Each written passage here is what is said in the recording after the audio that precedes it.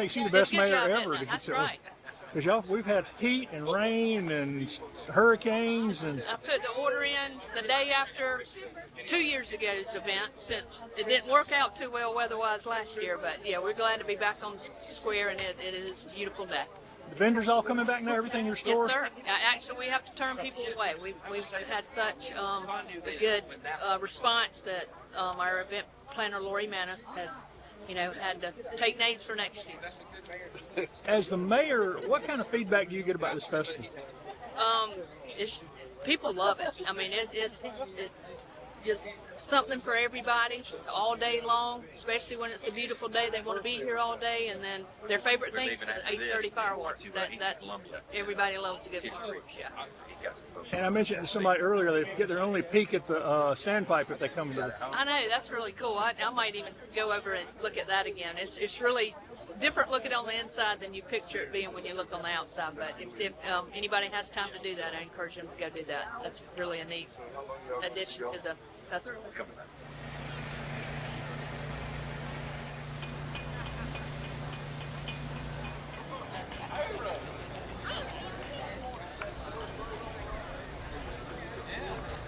You see you just about everywhere. Yes, sir. Tell me why this festival is so important to this community.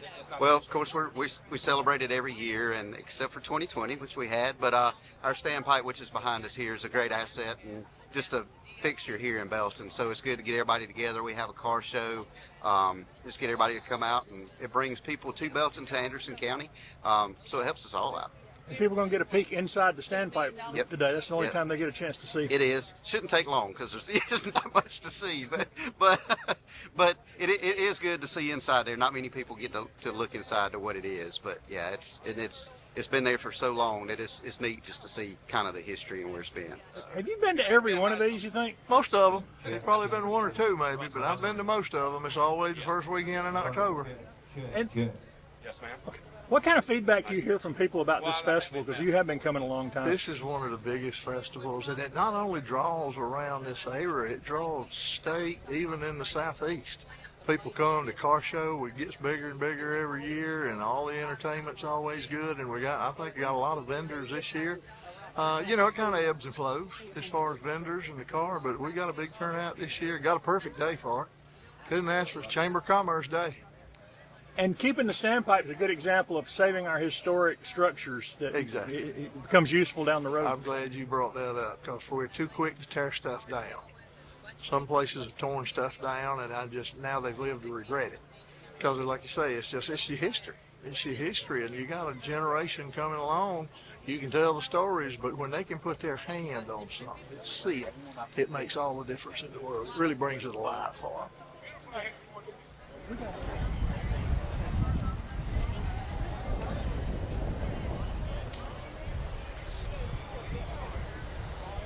You've been a part of this community a long time. Why is this festival special to you?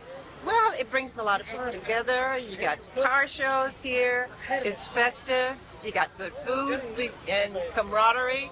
So, yeah, I've been a part of Belton. I was born and reared in Belton and came back a few years ago when my parents were transitioning. So, I don't know. It's just something that people look forward to every year. You got to have some good entertainment. I'm not on the bill this year. 30 seconds. But I could be. And I should be. My name is Loretta, South Carolina's official first lady of song. Yeah. I couldn't end it any better than that, yeah. All right.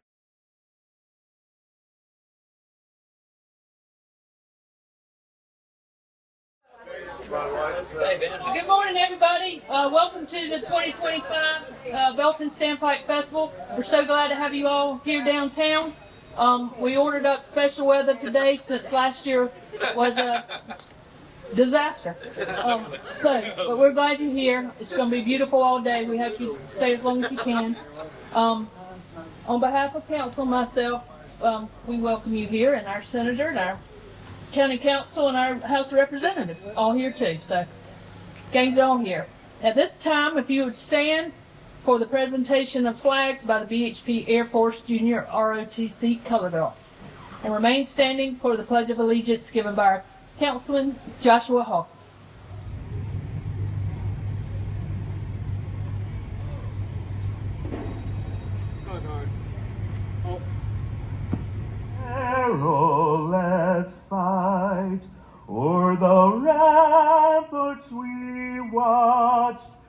so gallant. At this time, I'd like to give a big thank you to Lori Manis, our fearless leader for event over here.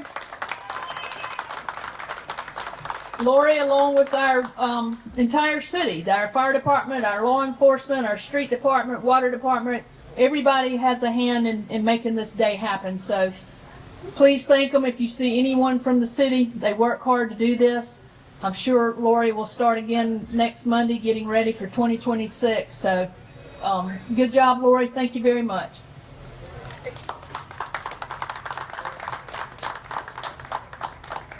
Something new this year, we're going to do our yearly inductees into the City of Belton Hall of Fame. We're going to induct our historically deceased and our deceased. Our living winner, neither him nor his family can be here, so we're going to do that during our tree lighting in November. Just keep in mind, we'll be back downtown Halloween, October 31st from 5:30 to 7 for Trick or Treat on the Square. So we're going to move on to Hall of Fame presentation. I'm going to let my husband and Russ Teisel do the reading with their big loud voices. We're pleased to induct this year's recipients to the Belton Hall of Fame. Started during the height of the pandemic in 2020, the Belton City Council and the Belton Area Museum Association have collaborated on this public acknowledgement of people who have made an impact on the city of Belton and its citizens. Each year we solicit nominations from the public, and a committee of community members chooses from among the worthy applicants. This year we are proud to announce the inductees for 2025. These 3 recipients today join 18 other Beltonians who have received this honor. Each family will receive a plaque, and a duplicate will join the Wall of Fame at City Hall. In the historic category, the inductee this year is Senator A.C. Latimer. Would his descendants please come to the stage to receive his plaque? Okay, Senator A.C. Latimer, Belton's only national figure in the political realm. Senator A.C. Latimer set forth and implemented policies that had far-reaching implications for the average farmer and businessman of this nation over a century ago. His legacy continues today. Every time a rural letter is delivered, a package makes its way to a farm, a road is paved when it has been gravel or dirt, or one travels on a public highway, and when common sense policies are implemented in dealing with immigration.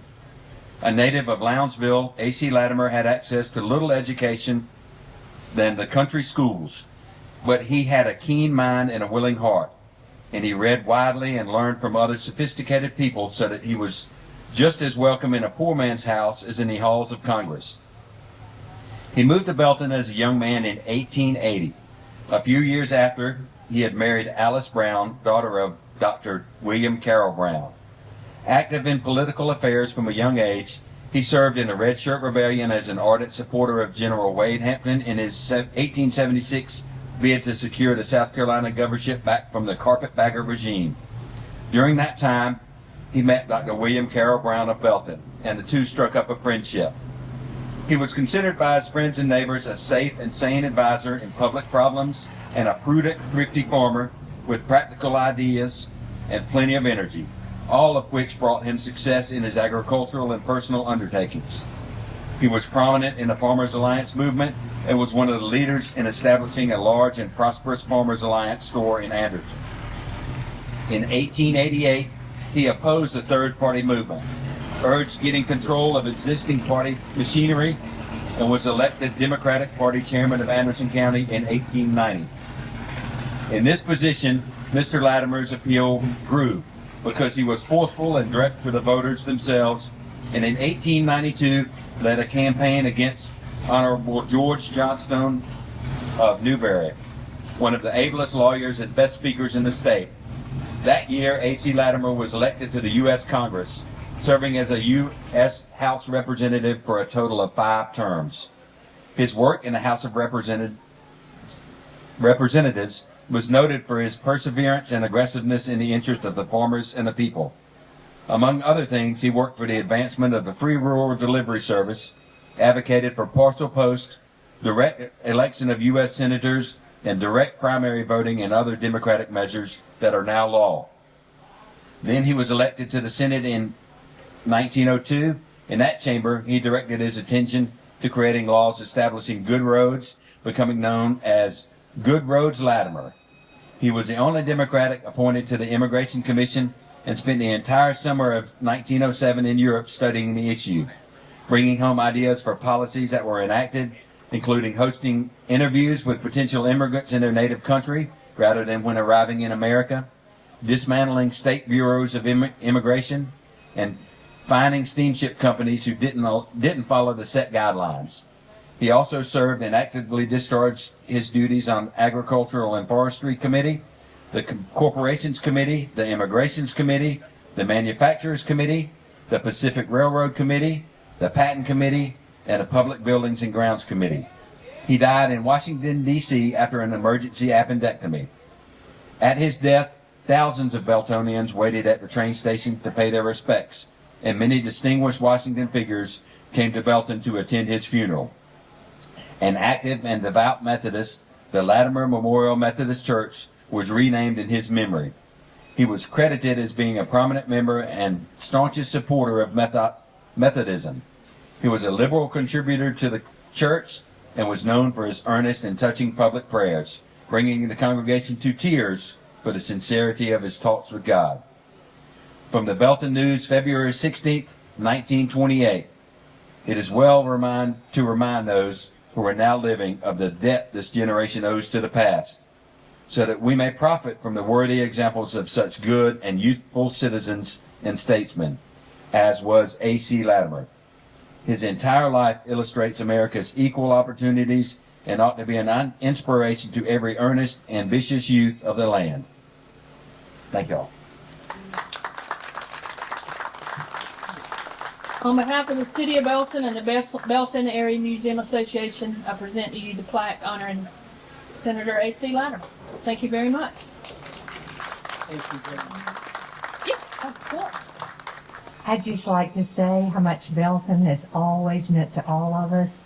We came every summer and stayed in the old house out on South Main Street. We loved Belton. We learned to play tennis here.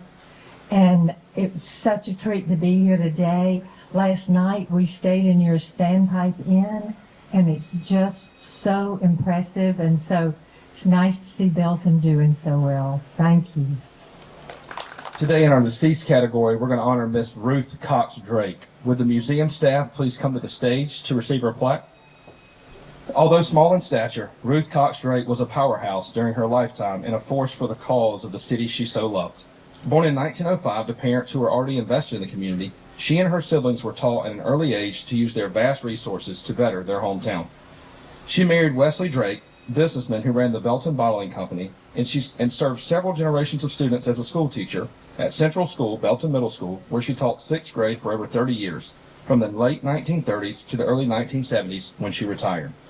During those classroom years, her students recall completing projects on the life of Christ, the history of Belton, the Leaf Book, famous musicians, and famous artists. She was also remembered as the person who taught children of every age social etiquette and fiercely believed in their talents and abilities, encouraging them to pursue their passions. She spearheaded the creation of the Schoolboy Patrol and supervised their crossing guard duties. She led overnight field trips to Charleston, South Carolina, so her students could learn firsthand about their state's history, and she personally paid for those trips for some of the more indigenous students in her classroom. She was named Teacher of the Year for ASD2 in 1958 and was honored by the Anderson County Federation of Women. She was instrumental in the formation of programming of the Delta Kappa Gamma Educator Sorority and was honored in 1996 for her decades of contributions to that organization. Although she never had children of her own, every student who was blessed to have her as their teacher were her children. As a member of Belton First Baptist Church since 1917, she held leadership positions serving as first president of the Fidelis class, lifelong member of the WMU, and a teacher of children's Sunday school classes. In 1971, she began collecting artifacts that held importance to the history of Belton, and then displayed that collection in the basement of the WPA Library building on O'Neill Street. In 1975, she joined forces with WPK Sr. to form the Belton City Museum and spearheaded the first membership drive for the new organization. When the Central School was renovated to create Belton City Hall, a first-floor room was set aside for the museum collection. Then, she served on the committee to renovate the historic Belton Train Depot, and in 1983 moved the museum collection to that renovated space. with the museum galleries being named the Ruth Drake Museum. She manned the museum and supervised volunteers on Sunday, Monday, and Thursday afternoons and gave tours to school children up until 1997. For her work in creating the museum and for her other civic contributions, she was honored with the Order of the Palmetto in 1986 by then Governor Richard Riley. In 1988, a special commemorative postal stamp and envelope designed by artist Connie Price Caldwell was issued in the honor of Miss Ruth Drake and her contributions to our community. During the 50th anniversary of the museum's founding, it is fitting that Miss Ruth Cox Drake be honored as the 2025 Deceased Award recipient in Belton's Hall of Fame.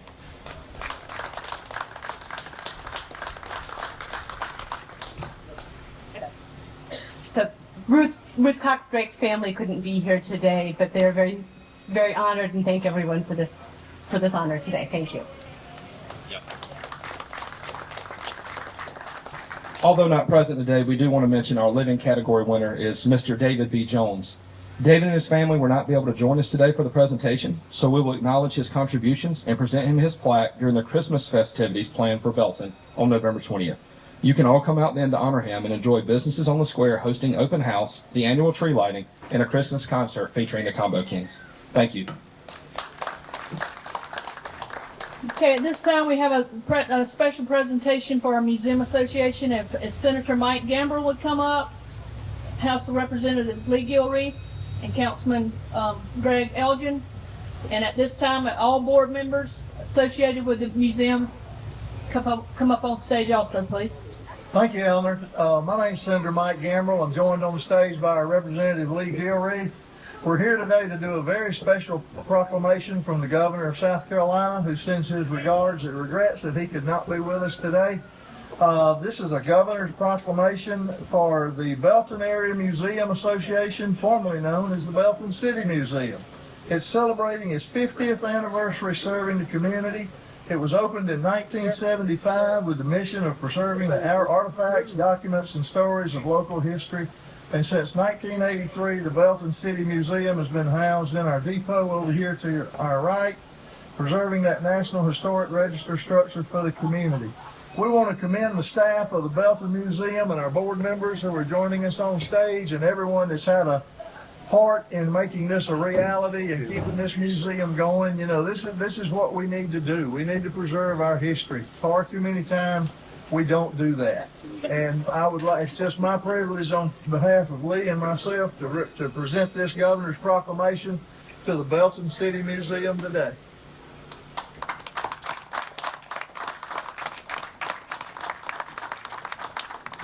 I would just like to say what a great job this whole staff has done for restoring the old train depot and turning it into a wonderful, beautiful museum for all the children in this community to be able to come see the history of Belton, South Carolina.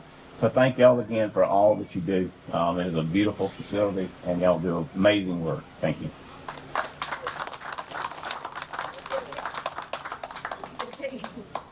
And what we'll be doing ours Tuesday night at the county council meeting. We can present it at a later time, but we'll be reading ours into to the record on Tuesday night. So if anybody can be there at 6 o'clock, we want to recognize the museum as well. And thank y'all for what y'all do. We appreciate what you do for Belton. Thank you.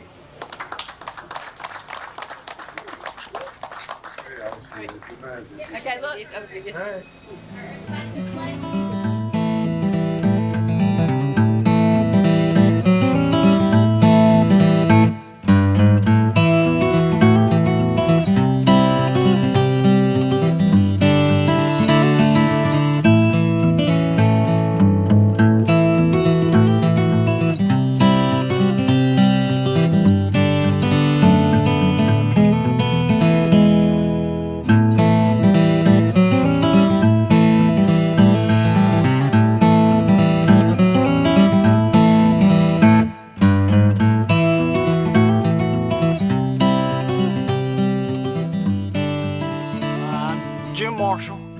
And how did you become the expert on the standpipe? Old age, I guess. Growing up here, and I was on the committee to renovate the depot for the museum, and so I'm just kind of a city authority to a certain degree. But this was built in 1909, and that's when it was completed. And it was built for a water tower. So up above, it's 155 feet tall, and on top it holds how many gallons? 150,000 gallons worth of water. And that's how, when they built the depot the same time as they built this, and because of this, they were able to put bathrooms in the depot. And I just happened to have run into the floor plans for the depot, and they went back and renovated it and put bathrooms in the floor plan, you know, after they had drawn them. Is it still a water tower? They still use water? They quit using it for water. I mean, it's still got water in it, but in I think it was let me get this correct. Yeah, 1987 they renovated it, and so they were still using it then, and up until about 2 or 3 years ago they used it for a reserve tank. And right now I'm not sure exactly what they're using it for. What would have happened if somebody had decided, you know, we don't use this for water anymore, let's just knock it down? Yeah, no, we wouldn't have let that happen. It was, Belton's known for its water tower, or standpipe. That's what most people know it as. And, but they're expecting you to see stairs going up to the top, which, they're not there. I was showing them how you get on top. There's a ladder on the side there that goes up, and it makes that turn and goes up. It's 100 feet to where it starts, and then it does 55 feet after it comes back out. So, and that's where the tank is, up on top. It was started out, when they started building it, it was 4 men and 2 horses. And